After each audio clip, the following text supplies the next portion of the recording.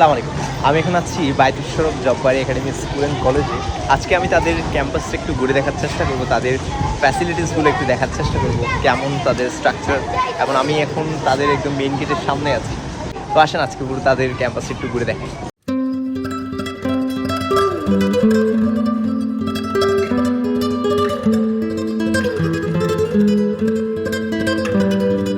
আমি এখন তাদের ক্যাম্পাসের মাঠে আছি। এখানে দুটি ভবন আছে, এপাশে একটি এবং এপাশে একটি। তাদের দুই শিফটে মূলত ক্লাসগুলো হয়ে থাকে, মর্নিং এবং ডে শিফটে। আরেকটা ইন্টারেস্টিং বিষয়, তাদের স্টুডেন্ট সংখ্যা অনেক বেশি।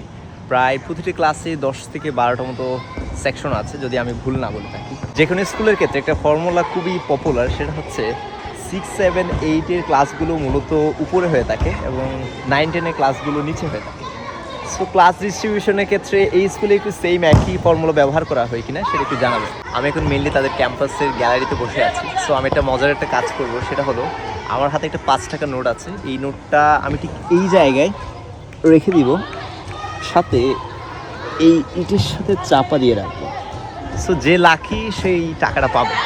বায়তুল শরফে স্কুলের পাশাপাশি কলেজও আছে। এই পেছনে ভবনে মূলত কলেজের ক্লাসগুলো হয়ে থাকে।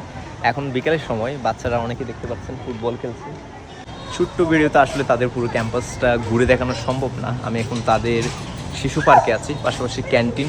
তো এই হচ্ছে ওভারঅল বায়তুল শরফ জব্বারি একাডেমি।